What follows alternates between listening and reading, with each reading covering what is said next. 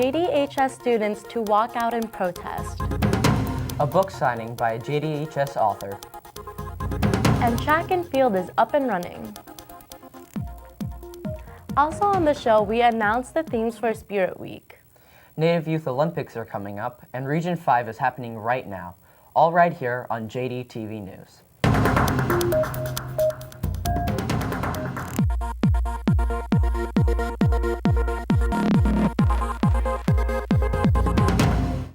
Welcome to JDTV News. I'm your friendly host, Mia. And I'm your other friendly host, Forrest. On a more serious note, after the school shooting in Parkland, Florida on February 14th, which left 17 students dead and many more injured, students across the nation have been planning to walk out of their high schools as a form of protest to bring an end to gun violence in schools. Students here at JDHS will be walking with them. At 10 a.m. on March 14th, students are planning to stand up and walk out of their classrooms, meet outside of the school, and then march up to the State Capitol building for a rally with 2 student speakers. We spoke with an organizer of JDHS Walkout, who is also a member of JDTV News crew, to find out more.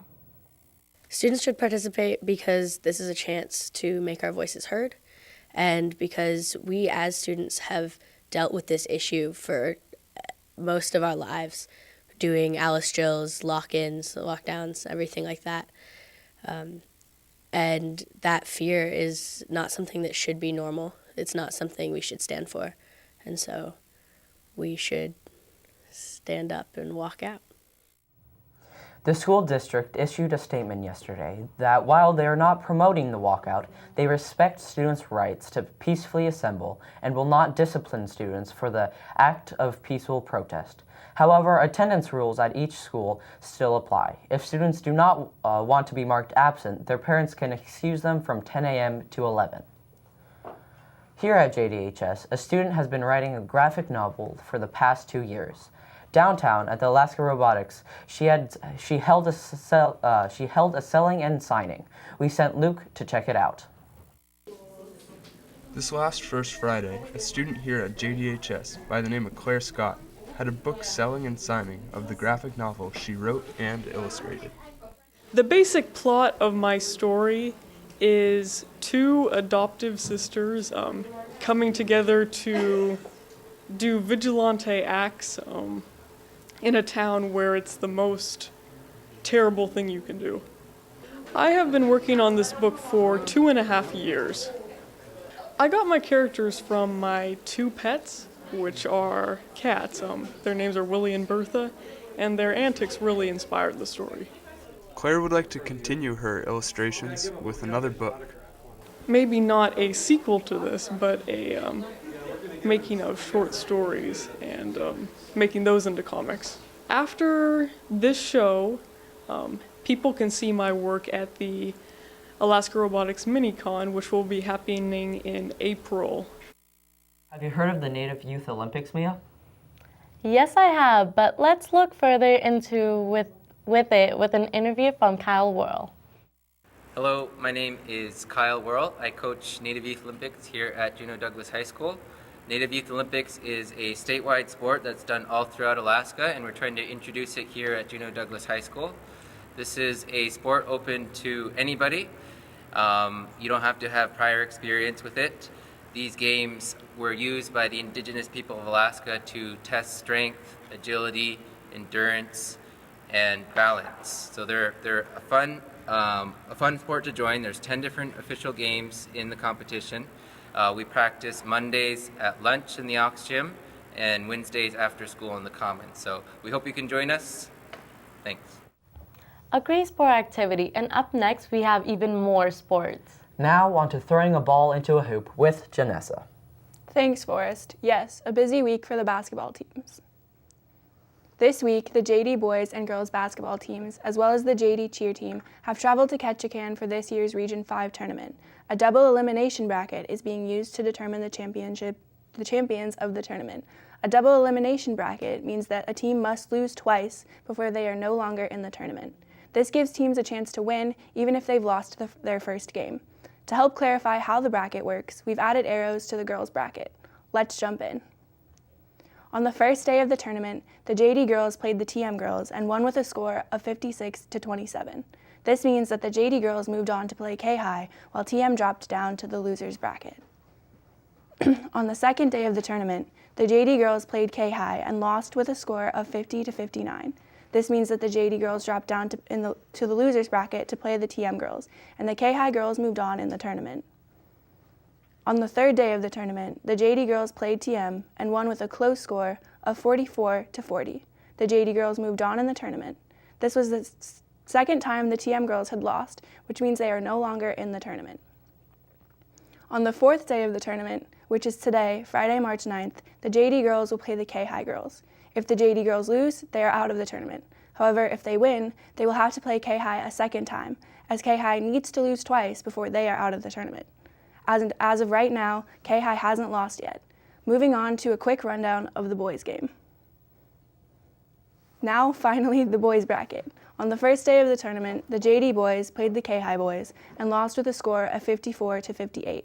The JD boys dropped down to the losers bracket to play the TM boys on the third day of the tournament. The JD boys pulled through and won with a very close score of 47-45. They will play K-High today, Friday, March 9th. If the K-High boys win, they win the tournament.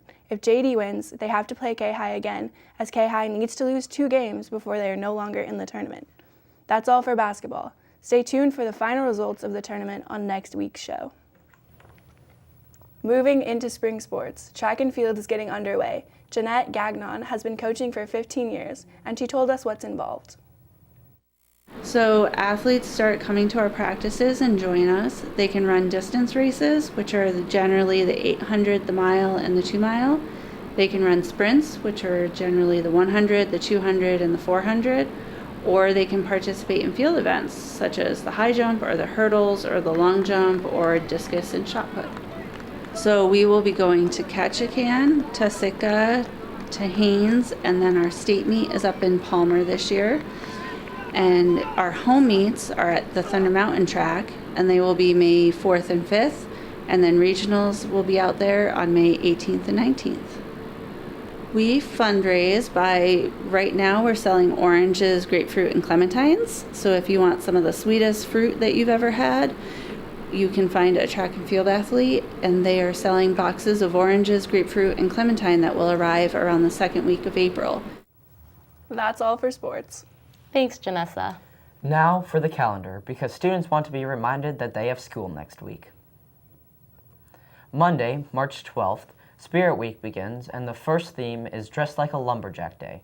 Be sure to wear a flannel shirt and blue jeans. Tuesday, March 13th is the second day of Spirit Week, and it is Olympic sports today. Just don't bring a javelin to school. Wednesday, March 14th is Future Goals Day. The walkout is at 10 a.m., so don't forget to wear orange. And there are choir, orchestra, and band concerts from 7 to 9 p.m. Thursday, March 15th is Outdated Trends Day. So wear some neon clothing, white bands, and silly bands, or just wear a Gap sweater. Friday, March 16th is Spring Vacation Day. It's not actually spring vacation, but you can still bring your beach bods. That's it for the calendar. What an interesting week. Want to know what else is interesting? Meteorology. Let's take a look into that with the weather.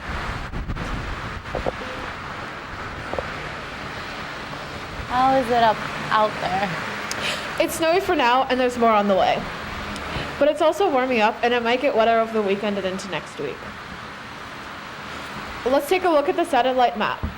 After the nice weather yesterday, we have a new weather system arriving from the north to bring us more snow. Today, there is a 100% chance of precipitation. There will be a high of 37 degrees and a low of 30 degrees. Saturday will be cloudy with a high of around 40 degrees and a low of 36. Sunday, it will be cloudy and it is likely we'll have rain. There will be a high of 43 and a low of 35. And now jumping over to Wednesday for the walkout, it will be partly sunny with a high of 39. There's a chance of rain and snow, so dress appropriately. And that's it for weather. Back to you, Mia. Thanks, Serena. Stay warm out there. Brr, a good weekend to stay inside. Unless you like snow, and then you should head to Eagle Crest. stay inside and go visit our website, jdhsvideo.org. And if you're in a twitty mood, follow us on Twitter. Thanks for watching. Tune in next week for more JDTV news. Go Bears!